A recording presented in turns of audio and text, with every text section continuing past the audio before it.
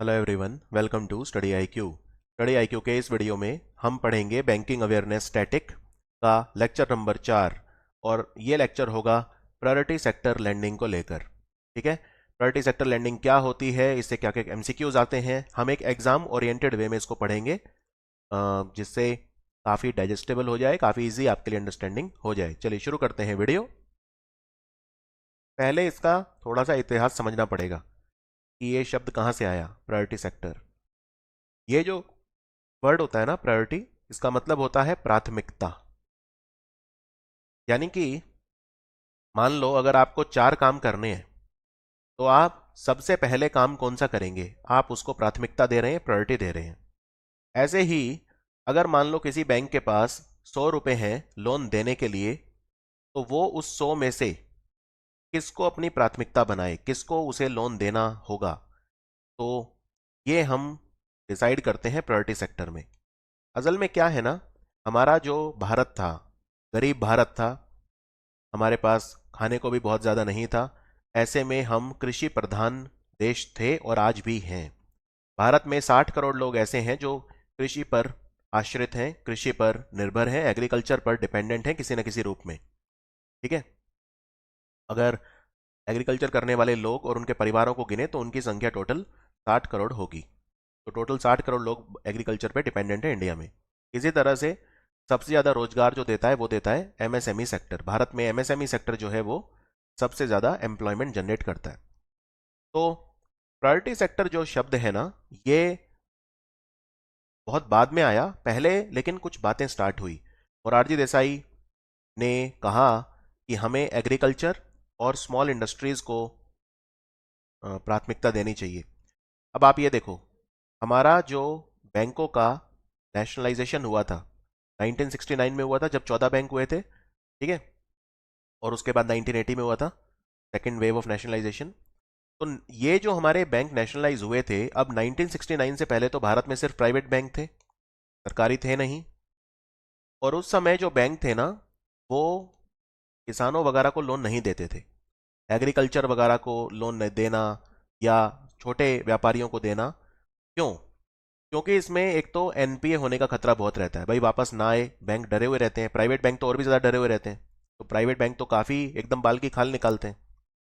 तो ये दबे हुए सेक्टर हैं, एग्रीकल्चर सेक्टर हैं, इनको हमेशा क्रेडिट की शॉर्टेज रहती है, हमें इनको एडिक्वेट क्रेडिट अवेलेबल करवाना चाहिए। तो क्या हम कोई ऐसा कानून बना दें इस बात को कि भाई आपको बैंकों को कहें कि भाई देखो, अगर आप 1 लाख रुपए लोन दे रहे हो टोटल, तो 1 लाख में से इतना तो आपको एग्रीकल्चर को देना पड़ेगा, तभी ये चीज़ संभव है, वरना संभव नहीं है। राइट? क्यों संभव नहीं है, उसका रीज़न बताता हूँ। मान लो किसी बैंक के पास 1,000 करोड़ रुपया है लोन देने के लिए। अब अगर वो बड़ी कंपनियों को देगा तो उसे बस 10 कंपनियां चाहिए और 10 कंपनियों को वो लोन दे देगा। तो 10 कंपनियों को, एक एक कंपनी को 100-100 करोड़ लोन भी देगा, 10 को दिया, 1,000 करोड़ रुपया पूरा हो गया। पहली बात, इन कंपनियों से पैसा वापस जल्दी आ जाता है। ठीक है, ये जो आप केस देखते हो ना कि विजय माल्या टाइप लोग हैं, ये बहुत कम होते हैं। जनरली लोन वापस आ जाता है, नहीं आता तो सरफेसी वगैरह लगा के जैसे तैसे रिकवरी हो जाती है। लेकिन अगर मान लो एग्रीकल्चर में आपको ये लोन देना है 1,000 करोड़, तो एक किसान मान लो अगर 1 लाख का भी ले रहा है, तो आपको सोचिए कितने लोगों को लोन देना पड़ेगा। और इतने लोगों को लोन देने के लिए आपको रूरल एरिया में जाना पड़ेगा, आपको रूरल एरिया में शाखाएं खोलनी पड़ेंगी, ब्रांचेस खोलनी पड़ेंगी, आपको लोग रखने पड़ेंगे, आपको एफर्ट करना पड़ेगा। और प्राइवेट बैंकों से आप ये उम्मीद करना कि वो समाज कल्याण करेंगे या इन सब में उनकी रुचि रहेगी, किसानों का हित और ये सब उनसे उम्मीद भी नहीं करनी चाहिए। क्योंकि जब एक प्राइवेट बैंक होता है, उसका पर्पज सिर्फ एक होता है, वो है प्रॉफिट। समाज कल्याण और ये सब, ये कोई चीज़ें नहीं है। ठीक है, हमने जनधन में भी देखा, जब जनधन अकाउंट खुले थे फाइनेंशियल इंक्लूजन के लिए, तो 90% से ज़्यादा सरकारी बैंकों में खुले थे। तो ये चीज़ आपको ध्यान रखनी है। अब इस समय जो 1966 में जब मोरारजी देसाई ने कहा कि भाई देखो, एग्रीकल्चर और स्मॉल इंडस्ट्रीज को लोन नहीं मिल रहा है, कुछ करना चाहिए, यानी प्रायोरिटी सेक्टर की बातें स्टार्ट हुई। राइट? मोरारजी देसाई ने बात करी, फिर मोरारजी देसाई बाद में जाके प्रधानमंत्री भी बने थे 1977, जब इमरजेंसी खत्म हुई थी, तो जब चुनाव हुए थे, तो ये बातें स्टार्ट हुई कि भाई भारत में हमें प्रायोरिटी सेक्टर का कंसेप्ट लाना होगा। यानी कुछ ऐसे हमारे सेक्टर होंगे जिन पे हमारी बहुत बड़ी जनता निर्भर है, लेकिन उनको लोन देने वाला कोई है नहीं। और 1968 में मीटिंग हुई थी नेशनल क्रेडिट काउंसिल की। ठीक है, नेशनल क्रेडिट काउंसिल की मीटिंग हुई, और तब ये डिसाइड किया गया कि एग्रीकल्चर और स्मॉल स्केल इंडस्ट्रीज यानी एग्रीकल्चर और एमएसएमई को खास तौर पे हमें फाइनेंस करना होगा, यानी इनको हमें प्राथमिकता देनी होगी, प्रायोरिटी सेक्टर बनाना पड़ेगा। फिर सरकार ने क्या किया, जब 1969 में हमारे बैंक जो थे वो नेशनलाइज कर दिए, 14 बैंक नेशनलाइज कर दिए इंदिरा गांधी ने। उसके बाद 1971 में एक संगठन बना, credit guarantee corporation of India, और इसका काम यही था कि आप प्रायोरिटी सेक्टर जो हैं उनको लोन अवेलेबल करवाओ। उसके बाद पहली बार प्रायोरिटी सेक्टर की डेफिनेशन दी गई प्रॉपर आरबीआई के द्वारा नेशनल क्रेडिट काउंसिल 1972 में। 1972 में, लेकिन अभी तक कोई टारगेट फिक्स नहीं किया था कि एक बैंक को कितना पैसा इन्हें देना है। तो पहली बार जब टारगेट फिक्स किया गया वो था नवंबर 1974, और टारगेट था एक तिहाई, यानी जो बैंक हैं भारत के उस समय तो सारे सिर्फ सरकारी ही थे, और तब से लेकर 1969 से लेके और अर्ली 1990s तक भारत में सिर्फ सरकारी बैंक ही थे, प्राइवेट एक भी नहीं था। तो एक तिहाई, ये बात हुई कि एक तिहाई जो है आपको जो लोन बैंक देगा, एक तिहाई उसे देना है एग्रीकल्चर को और एमएसएमई को। तब सिर्फ दो ही सेक्टर थे जो प्रायोरिटी सेक्टर थे, बाद में फिर धीरे धीरे हम इसे बढ़ाते गए। तो 1974 नवंबर में पहली बार एक वैल्यू रखी गई कि भाई कितना पैसा हमें प्रायोरिटी सेक्टर को देना है, तो वो था 1/3। ठीक है, एक बैंक के पास जो लोन देने के लिए पैसा अवेलेबल होता है, जिसे हम एएनबीसी बोलते हैं, एडजस्टेड नेट बैंक क्रेडिट। एक बैंक में जो पैसा होता है ना, उसमें बैंक जब सीआरआर एसएलआर वगैरह निकाल देता है, तो जो पैसा बचता है लोन देने के लिए फाइनली, उसे बोलते हैं एएनबीसी, एडजस्टेड नेट बैंक क्रेडिट। हालांकि इसकी जो कैलकुलेशन वगैरह है वो काफ़ी टेक्निकल होती है, वो आपके लेवल पे नहीं है। जब आप बैंक में सिलेक्ट हो जाएंगे और जब आप बैंकिंग ऑफिसर वगैरह बन जाएंगे 3-4 साल के एक्सपीरियंस के बाद, तब आप ये कैलकुलेशंस करेंगे। अभी के लिए आप मोटा मोटी बस ये समझ लो, एएनबीसी मतलब वो पैसा जो बैंक के पास लोन देने के लिए अवेलेबल होता है। तो एक तिहाई बैंक को वो पैसा प्रायोरिटी सेक्टर को देना है, ये बात हुई थी 1974 में। फिर के एस कृष्णा स्वामी कमेटी आई, ये आपके एमसीक्यूज के लिए। के एस कृष्णा स्वामी कमेटी ने कहा कि 1985 तक ये बढ़ के 40% हो जाना चाहिए। 1985 तक ये बढ़ के 40% हो जाना चाहिए, और उससे पहले ये कहा गया था 1974 में कि 1979 तक ये बढ़ के एक तिहाई हो जाना चाहिए। बढ़ के मतलब पहली बार ही था, तो 1979 तक एक तिहाई हो जाना चाहिए, और 1985 तक ये बढ़ के 40% हो जाना चाहिए, ये कहा था के एस कृष्णा स्वामी कमेटी ने। कोई डाउट इसमें? इसका मतलब उन्होंने ये कहा, अगर एक बैंक मान लो 1 लाख रुपए का लोन दे रहा है, तो उसमें से देखो 40% उसे एग्रीकल्चर और एमएसएमई को देना पड़ेगा। पड़ेगा मतलब पड़ेगा। अब उसमें क्या होगा, बैंक भी फिर एफर्ट करेगा क्योंकि उसे टारगेट रीच करना है, तो बैंक जाके ढूंढेगा किसानों को खुद लोन देने के लिए, तो एफर्ट करेगा। यही यही पूरा पर्पज है प्रायोरिटी सेक्टर का। हम प्रायोरिटी सेक्टर को लिमिट कर दो बैंक को कि इतना पैसा तो आपको प्रायोरिटी सेक्टर को देना ही पड़ेगा, तो बैंक अपना पूरा जोर लगाएंगे क्योंकि उन्हें अपने टारगेट अचीव करने हैं। वरना अगर आप ये नहीं रखोगे तो सारे बैंक सिर्फ कॉर्पोरेट्स को लोन देंगे, किसानों को एजुकेशन हाउसिंग ये सब भूल जाएंगे। समझ में आया? अच्छा, अब अगर आपसे पूछें कि आरबीआई ने जो ये प्रायोरिटी सेक्टर लेंडिंग की डायरेक्शन बैंक को दी है, ये कौन से सेक्शन में आती है? तो देखो, आरबीआई के दो सेक्शन हैं, एक है सेक्शन 21 और एक है सेक्शन 35A। वैसे भी सेक्शन 21 जो होता है ना, वो लोन से रिलेटेड होता है, यानी सेक्शन 21 जो है banking regulation act 1949। Banking regulation मतलब हमारे बैंक्स को कौन रेगुलेट करता है? आरबीआई करता है। तो बैंकिंग रेगुलेशन एक्ट 1949 के तहत आरबीआई बैंकों को रेगुलेट करता है, उनका नियमन करता है, उनको उनके लिए नियामक का काम करता है। तो सेक्शन 21 क्या है? सेक्शन 21 हमेशा लोन से रिलेटेड होता है, यानी एक बैंक कितना लोन दे सकता है, कितने एडवांसेस दे सकता है, उनको आरबीआई कंट्रोल करता है सेक्शन 21 की मदद से। अब प्रायोरिटी सेक्टर लैंडिंग में कर रहा है ना आरबीआई यही काम। आरबीआई कह रहा है कि भाई आप इतने परसेंट आप इस सेक्टर को दोगे, यानी लोन को कंट्रोल कर रहा है कहाँ देना है, यानी सेक्शन 21 आ गया यहाँ पे। और सेक्शन 35A जो होता है वो पब्लिक वेलफेयर के लिए होता है, पब्लिक इंटरेस्ट में होता है। इसलिए आप देखेंगे जहां भी पब्लिक इंटरेस्ट होता है वहां सेक्शन 35A आ जाता है। जैसे ओम्बड्समैन, ओम्बड्समैन जो होता है बैंकिंग ओम्बड्समैन, उसमें कौन सा सेक्शन होता है? उसमें भी तो 35A होता है। जहां भी पब्लिक का हित, पब्लिक के इंटरेस्ट सामने आते हैं, वहां सेक्शन 35A आता है। अब यहां पे अगर बैंक कह रहा है कि आप एग्रीकल्चर को लोन दो, आप हाउसिंग को लोन दो, राइट, आप स्कूलों में स्कूल बनवाने के लिए, या आप हेल्थ केयर में लोन दो, 10 करोड़ तक आप हेल्थ सेक्टर में दे सकते हो, प्रायोरिटी सेक्टर में। तो ये सब चीज़ें बोल रहा है तो वो पब्लिक के हित में बोल रहा है, यानी सेक्शन 35A वहाँ पे आ गया। तो सेक्शन 35A कहाँ आता है? जहाँ पे आरबीआई अगर कोई बैंक जनता के हित के खिलाफ काम करता है, यानी इंटरेस्ट ऑफ द डिपॉजिटर्स के खिलाफ काम करता है, तो उसको रोकने के लिए 35A सेक्शन आ जाता है। जैसे मैं आपको एक एग्जांपल देता हूं, अभी कुछ दिन पहले की न्यूज़ है, 2022 12 मार्च, आरबीआई ने पेमेंट बैंक्स जो हैं, पेटीएम पेमेंट बैंक, उसे ये कहा कि आप नए अकाउंट नहीं खोलोगे, नए कस्टमर्स को ऑनबोर्ड नहीं करोगे। तो ये कौन से सेक्शन के तहत किया? Section 35A। Section 35A of the banking regulation act, क्योंकि पेटीएम कंपनी जो है जनता के हितों के खिलाफ काम कर रही थी। तो उसे कहा कि अब आप नए कस्टमर्स ऑनबोर्ड नहीं करोगे, तो आरबीआई ने अंकुश लगा दिया। तो आरबीआई अंकुश लगा सकता है अगर पब्लिक इंटरेस्ट सर्व नहीं होता। तो सेक्शन 35A पब्लिक इंटरेस्ट को देखता है, और सेक्शन 21 जो होता है वो लोन्स वगैरह को देखता है। तो दोनों है यहाँ पे, तो इसलिए सेक्शन 21 भी और 35A भी बैंकिंग रेगुलेशन एक्ट के ये प्रायोरिटी सेक्टर लैंडिंग में आते हैं। कोई डाउट यहाँ पे? अब हमारे कौन से सेक्टर हैं जो प्रायोरिटी सेक्टर होते हैं, ये आपको याद रखने हैं, और हो सके तो इसी क्रम में याद रखिए। एग्रीकल्चर और एमएसएमई थे स्टार्टिंग में, तो फिर तुरंत ही एक्सपोर्ट क्रेडिट भी जोड़ दिया गया। अगर आप एक्सपोर्ट करना चाहते हैं उसके लिए बैंक लोन देते हैं, राइट, एक्सपोर्ट इंपोर्ट कंपनीज को, तो वो एक्सपोर्ट क्रेडिट होता है, वो भी प्रायोरिटी सेक्टर होता है, क्योंकि हमें ऑब्वियसली एक्सपोर्ट बढ़ाने हैं अपने। एजुकेशन, हाउसिंग, ये जोड़ दिए गए। फिर सोशल इंफ्रास्ट्रक्चर, रिन्यूएबल एनर्जी और अदर्स।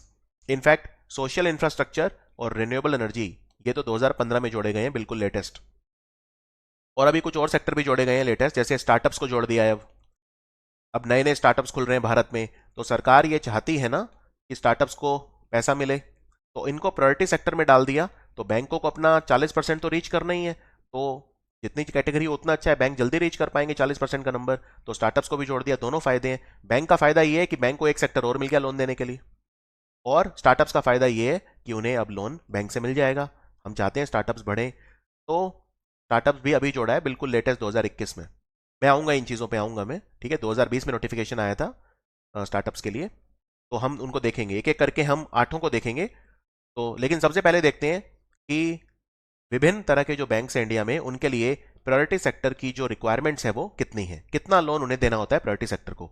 आइए वो देखते हैं आरबीआई की टेबल। तो ये जो आप देख रहे हैं यहाँ पे, ये सबसे इंपॉर्टेंट टेबल है, जो जिसमें 8-9 एमसीक्यू आ सकते हैं। तो टोटल प्रायोरिटी सेक्टर, सबसे पहले हम देखेंगे डोमेस्टिक कमर्शियल बैंक्स, और वो विदेशी बैंक जिनकी 20 या 20 से ज़्यादा ब्रांचेज हैं, उनके लिए क्या क्या रूल्स हैं। फिर हम देखेंगे वो विदेशी बैंक जिनकी 20 से कम ब्रांचेज हैं इंडिया में, उनके लिए क्या रूल्स हैं। फिर हम देखेंगे रीजनल रूरल बैंक्स, और फिर देखेंगे स्मॉल फाइनेंस बैंक्स। तो सबसे पहले देखते हैं जो हमारे डोमेस्टिक कमर्शियल बैंक है, यानी कोई भी normal bank, Punjab national bank या कोई भी प्राइवेट बैंक, एक्सिस बैंक वगैरह, इन सब के लिए क्या रूल्स हैं।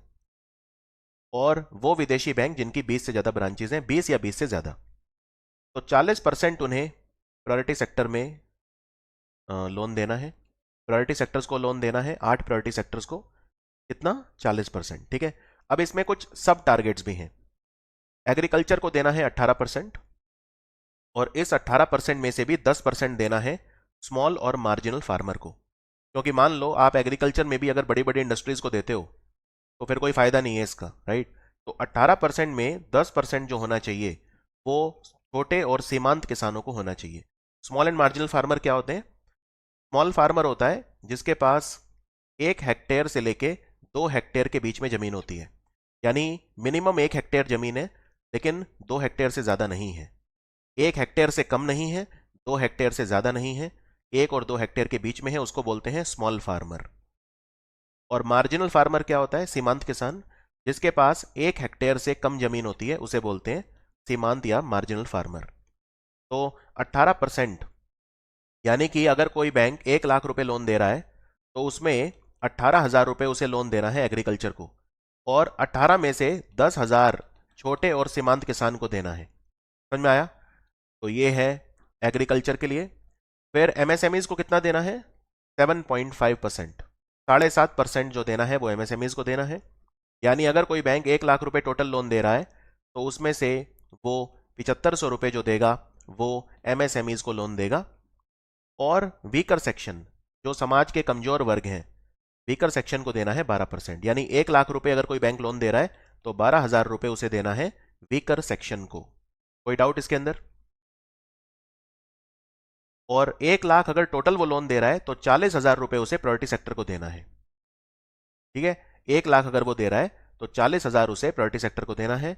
18,000 इसी 40,000 में से बता रहा हूं, 18,000 वो देगा एग्रीकल्चर को, 7.5 यानी 7500 रुपए देगा वो माइक्रो एंटरप्राइज को, और 12% जो है वो देगा वीकर सेक्शन को। अब ये वीकर सेक्शन क्या होते हैं ये थोड़ा समझ लो पहले। वीकर सेक्शन में ये सब आते हैं, छोटे और सीमांत किसान आते हैं।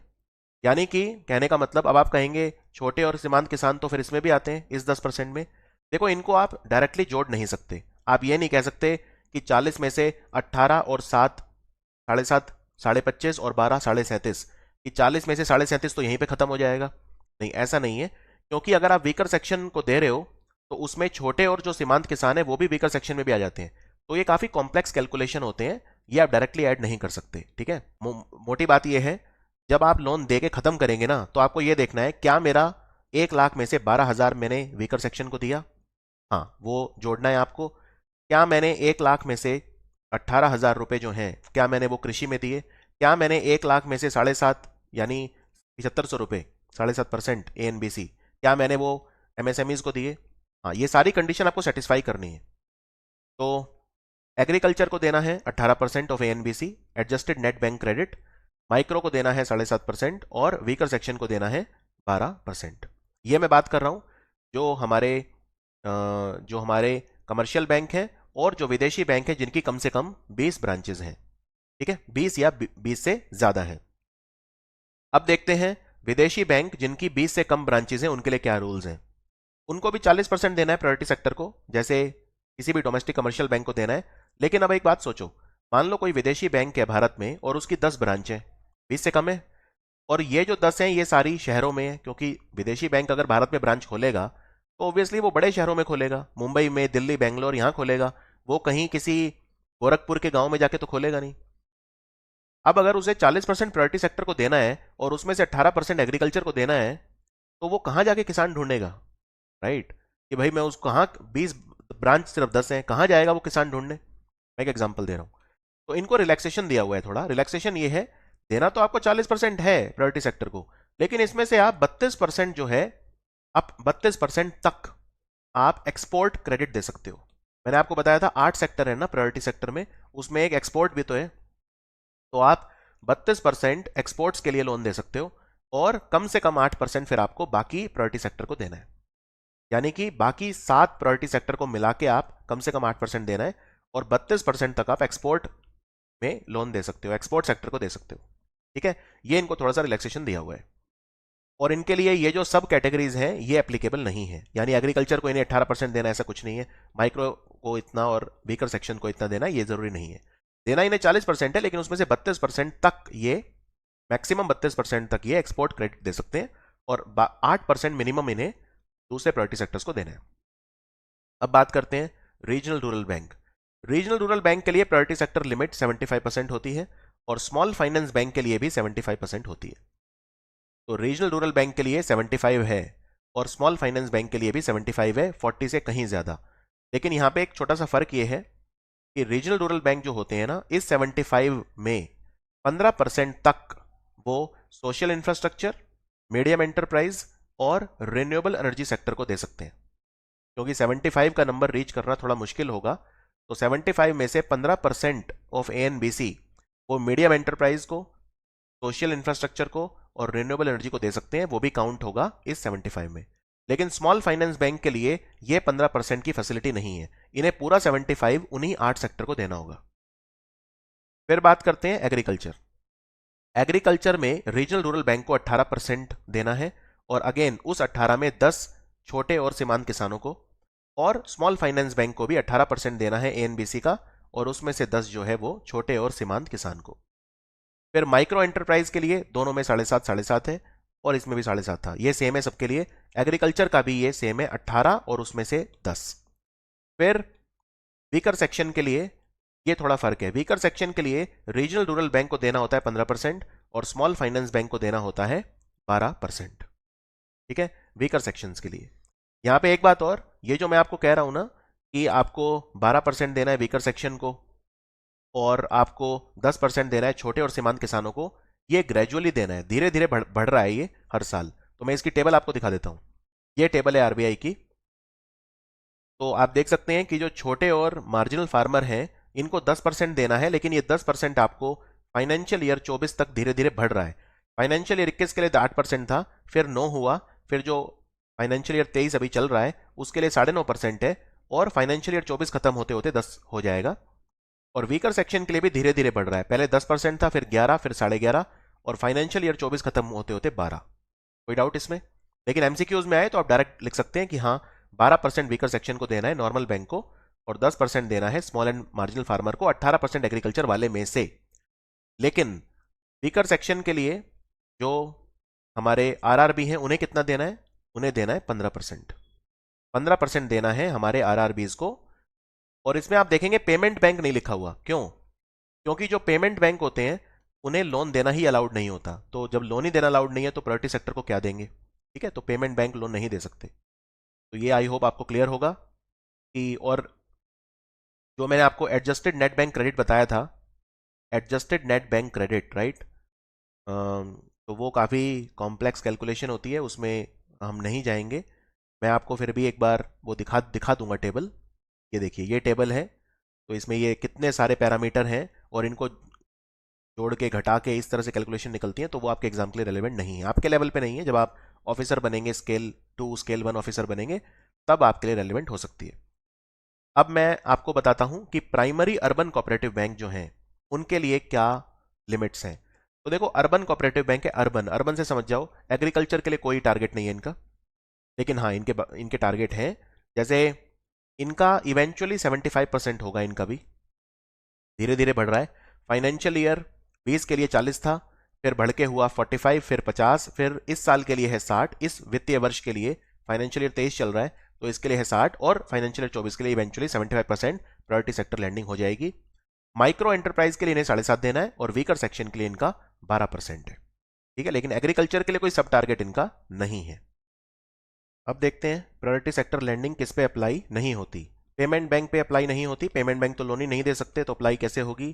फिर ऑल इंडिया फाइनेंस इंस्टीट्यूशन, ये 5 हैं, जिनमें national housing bank, NABARD, SIDBI, EXIM bank, export import bank, और नैबफिड। नैबफिड अभी अभी बनाए, 5वां AIFI। इंश्योरेंस कंपनीज पे अप्लाई नहीं होती, नॉन बैंकिंग फाइनेंशियल कंपनीज पे अप्लाई नहीं होती, और मुद्रा बैंक जो लोन देता है शिशु किशोर तरुण वगैरह, उन पे भी अप्लाई नहीं होती। इन सब पे प्रायोरिटी सेक्टर लैंडिंग अप्लाई नहीं होगी। कोई डाउट इसमें?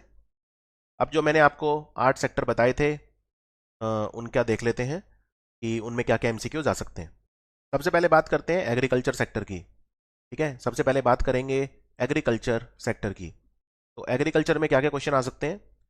सबसे पहले तो वही पूछ लेंगे, एग्रीकल्चर में कितना प्रायोरिटी सेक्टर लैंडिंग होता है। तो वो जो भी कैटेगरी पूछ रहे हैं उसके हिसाब से आपको मार्क करना होगा। अगर मैं डोमेस्टिक कमर्शियल बैंक की बात करूं तो 18% of the adjusted net bank credit agriculture को मिलना चाहिए। तो इसमें यही सब लिखा है कि एग्रीकल्चर में क्या क्या आएगा, मतलब किस किस तरह का लोन आएगा, जैसे क्रॉप लोन है, या pre and post harvest activity वगैरह के लिए है ये सब। लेकिन इसमें 2-3 MCQ आते हैं, जैसे फॉर एग्जाम्पल कि एग्रीकल्चर में आप कितने रुपए तक का लोन कंसिडर करोगे प्रायोरिटी सेक्टर में। तो उसमें अगर आप क्रॉप लोन दे रहे हो किसान को, ठीक है, क्रॉप लोन दे रहे हो, या medium and long term loan दे रहे हो एग्रीकल्चर या एलाइड एक्टिविटी के लिए, या pre and post harvest activity के लिए, स्प्रेइंग, हार्वेस्टिंग वगैरह इन सब के लिए, तो 2 करोड़ रुपए तक का लोन आप दे सकते हो प्रायोरिटी सेक्टर के तहत, उससे ज्यादा नहीं। ठीक है, दे भी सकते हो उससे ज्यादा, लेकिन फिर वो प्रायोरिटी सेक्टर में काउंट नहीं होगा, वो आपके उस 40% में काउंट नहीं होगा। फिर ये पूछते हैं, अगर आपको कोई एग्रीकल्चर इंफ्रास्ट्रक्चर लगाना है, जैसे कोल्ड स्टोरेज लगाना है आपको, या कुछ भी बड़ा एग्रीकल्चर इंफ्रास्ट्रक्चर लगाना है, तो उसमें कितने रुपए तक का लोन अलाउड है प्रायोरिटी सेक्टर के तहत? तो 100 करोड़ तक का लोन उसमें अलाउड है, ये पूछते हैं। उसके बाद फिर MSMEs, मैंने 8 सेक्टर बताए थे, तो उसमें अब हम बात करेंगे MSMEs। MSME बोलते किसे हैं पहले ये समझ लो। माइक्रो माइक्रो बोलते हैं अगर 1 करोड़ तक का इन्वेस्टमेंट होता है किसी कंपनी को खोलने में, और 5 करोड़ रुपए तक का अगर उसका सालाना कारोबार है, तो वो है माइक्रो इंडस्ट्री। ठीक है, माइक्रो मतलब 1 करोड़ तक का इन्वेस्टमेंट या 5 करोड़ तक का सालाना कारोबार। स्मॉल बोलते हैं अगर 10 करोड़ तक का इन्वेस्टमेंट है और 50 करोड़ तक का सालाना कारोबार है। और मीडियम बोलते हैं अगर 50 करोड़ रुपए तक का जो है इन्वेस्टमेंट है और 250 करोड़ तक का सालाना कारोबार है तो बोलेंगे मीडियम। तो एमएसएमईज के लिए मैंने बता ही दिया था आपको, 7.5% जो है वो होता है। और उसमें खादी वगैरह के ये सब भी आ जाते हैं लोन, क्योंकि केबीआईसी सेक्टर भी एमएसएमई मिनिस्ट्री के अंडर ही काम करता है। ठीक है, कोई डाउट इसमें? चलिए आगे बढ़ते हैं। फिर export credit sector. Export credit में आप 40 करोड़ रुपए तक का मैक्सिमम लोन ले सकते हो पर बोरोवर। ये क्वेश्चन कई बार आ चुका है। एक्सपोर्ट क्रेडिट में आप मैक्सिमम कितना लोन ले सकते हो डोमेस्टिक कमर्शियल बैंक से? तो 40 करोड़ तक का ले सकते हो प्रायोरिटी सेक्टर लैंडिंग के तहत।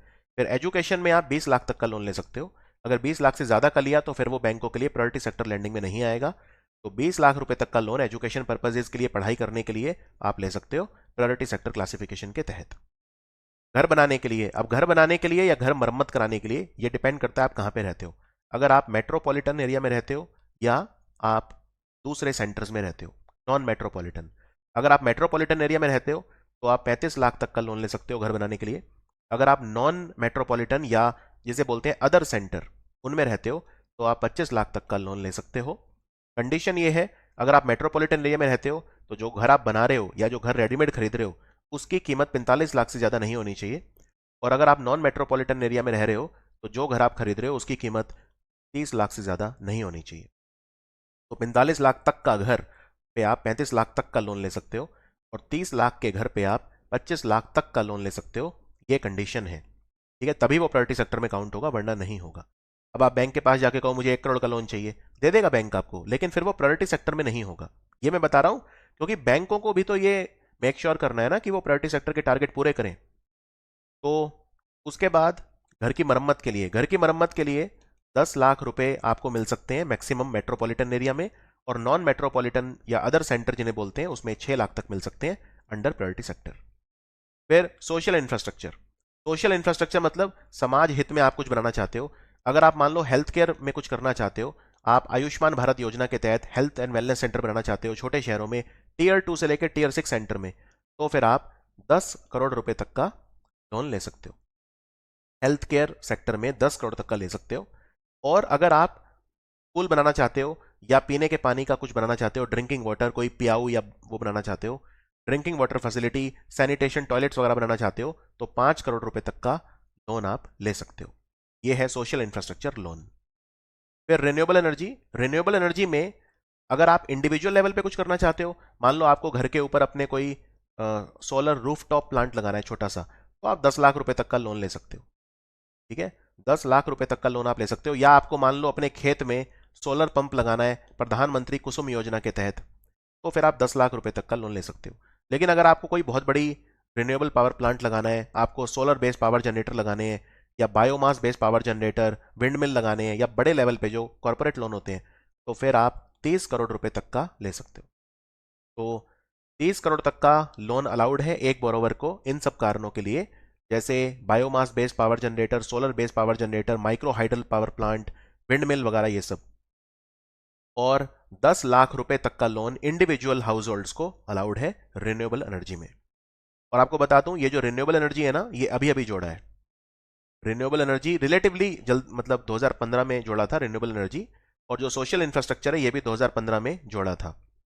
और ये जो लिमिट है ये बढ़ा दी थी। जो आप ये देख रहे हो कि हेल्थ केयर में आप 10 करोड़ तक का लोन ले सकते हो, ये लिमिट अभी बढ़ाई है 2020 में। ठीक है, और रिन्यूएबल एनर्जी में भी जो अच्छी खासी लिमिट है अब 30 करोड़ तक की, ये भी 2020 में बढ़ाई है।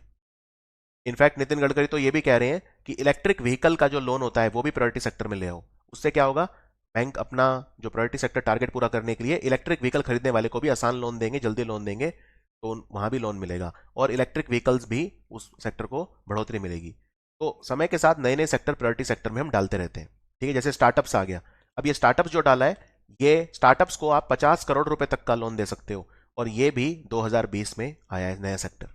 पहले स्टार्टअप्स नहीं था। तो अदर्स, अदर्स में है स्टार्टअप। स्टार्टअप में 50 करोड़ तक का लोन स्टार्टअप्स को। तो नए नए स्टार्टअप्स खुल रहे हैं, उनको आसानी से फिर फंडिंग भी हो जाएगी और बैंकों का टारगेट भी पूरा हो जाएगा, दोनों तरफ से फायदा है। तो 50 करोड़ तक का लोन बैंक स्टार्टअप्स को दे सकते हैं, वो प्रायोरिटी सेक्टर में काउंट होगा।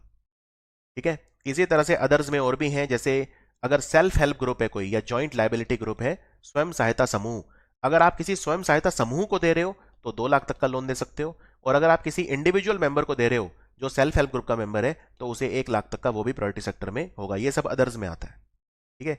या फिर आप किसी शेड्यूल कास्ट या शेड्यूल ट्राइब वाले पर्सन को दे रहे हो लोन, या फिर आप किसी डिस्ट्रेस्ड पर्सन को दे रहे हो, तनावग्रस्त व्यक्ति कोई है फार्मर्स के अलावा, 1 लाख रुपए तक का, तो वो भी इसमें आता है, अदर्स वाली कैटेगरी में आता है। या फिर स्टार्टअप्स को दे दो 50 करोड़ तक का, वो भी प्रायोरिटी सेक्टर में आता है। तो जैसा मैंने बताया, नई कैटेगरी जो ऐड की गई थी स्टार्टअप्स वाली, कि स्टार्टअप्स को आप 50 करोड़ तक का दे सकते हो, वो अभी ऐड की गई थी 2020 में यूके सिन्हा कमेटी के कहने पर। यूके सिन्हा कमेटी थी एमएसएमईज के ऊपर, उसने ये कहा था। और अब तो बल्कि ये भी है, अगर आपको कोई मान लो अपना एग्रीकल्चर पंप लगाना है खेत में, उसके लिए अगर आपको लोन चाहिए सोलर पावर प्लांट के थ्रू, या आपको कंप्रेस्ड बायोगैस प्लांट लगाना है, तो ये भी प्रायोरिटी सेक्टर में काउंट होगा। तो ये था हमारा वीडियो प्रायोरिटी सेक्टर लैंडिंग, छोटा और क्रिस्प वीडियो था। सारे कंसेप्ट भी बता दिए और सारे एमसीक्यूज भी मैंने इसमें कवर कर दिए। तो अगला वीडियो होगा मेरा लेक्चर नंबर 5, उसमें हम पढ़ेंगे डिफरेंशिएटेड बैंक्स। जो अलग तरह के बैंक होते हैं, नीश बैंक होते हैं, किसी खास काम के लिए बनाए जाते हैं, जैसे regional rural bank, local area bank, small finance bank और पेमेंट बैंक। ये 4 तरह के बैंक हम पढ़ेंगे अगले वीडियो में, लेक्चर नंबर 5 में। Thank you for watching banking awareness static course.